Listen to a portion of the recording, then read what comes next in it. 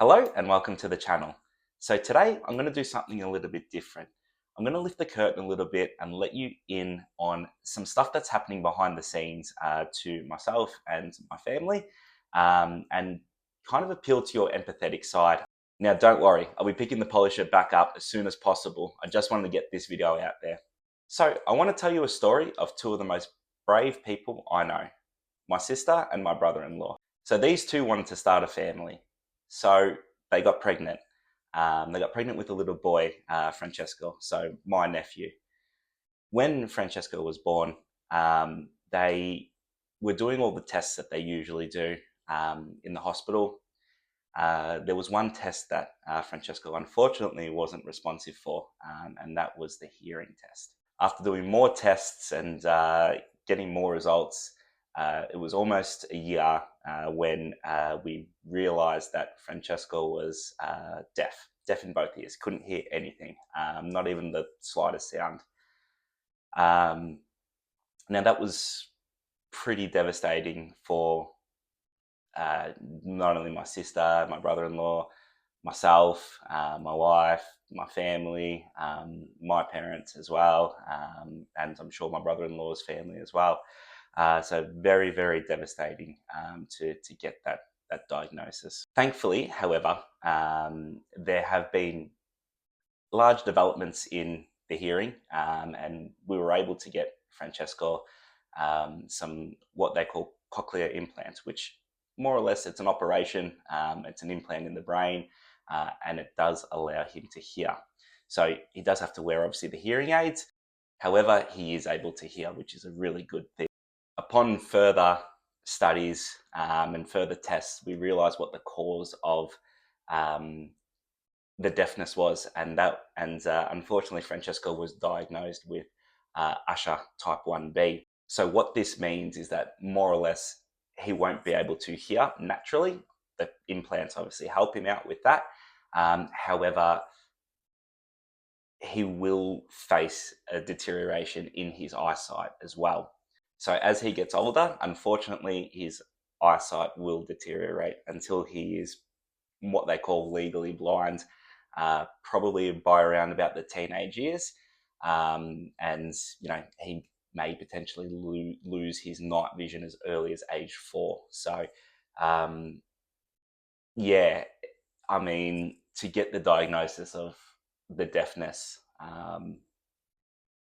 was a horrendous feeling, and I don't wish that upon anyone.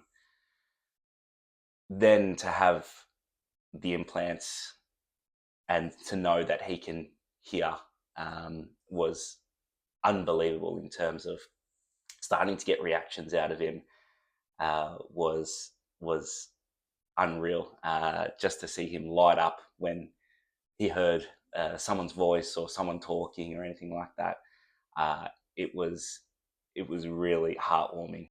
However, then to get that diagnosis, which is the Usher syndrome type 1B, and knowing that his eyesight is going to deteriorate before his formative, well, while he's in his formative years, was a bit like a sledgehammer to the chest, knowing that, I guess when you turn 18 in Australia anyway, you graduate from school, you might go to uni, you get your driver's license, you're legally able to drink, you can travel the world with your friends, things like that. And to know that he potentially may be missing out on seeing all that, seeing the world for what it is, playing sports with his friends, things like that. Yeah, it was very much a tough pill to swallow. Not only that, but navigating through his life, which is obviously getting a job and all that kind of stuff, is going to be obviously very difficult in terms of he's very limited in the fields that he can work in. In the time that it was spent while we were getting the diagnosis for Francesco, my sister and my brother-in-law fell pregnant with the second child, another boy, Vincenzo. Now, while my sister was pregnant, they did tests on the fetus, essentially, and worked out that, yes, he unfortunately has Usher syndrome type 1B as well. So he's going to face the exact same thing as what Francesco's facing, which is no hearing and deterioration of eyesight to where he will be legally blind at quite a young age. So the boys are still young at the moment, so they don't know what's going to happen to them and what their future holds.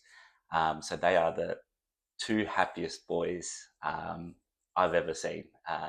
My two nephews, seeing them run around and play and everything like that is so heartwarming. It's really, really good to see, and it does break your heart knowing what's coming for them. However, now I want to switch gears.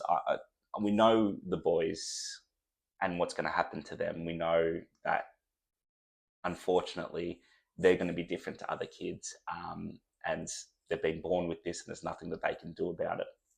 I want to switch gears to putting a spotlight on my sister and my brother-in-law. Stephanie and Stephen are their names.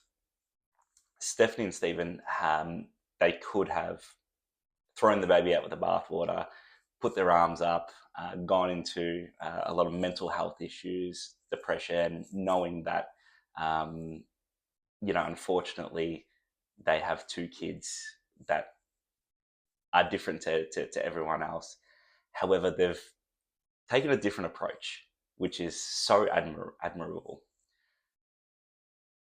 Instead of throwing their arms up and saying, why me, why us, they've decided to take a very hands-on approach. They've actually started a charity for the kids. The charity is called Silent Sight, and we're going into research into prolonging the boys' eyesight for as long as possible.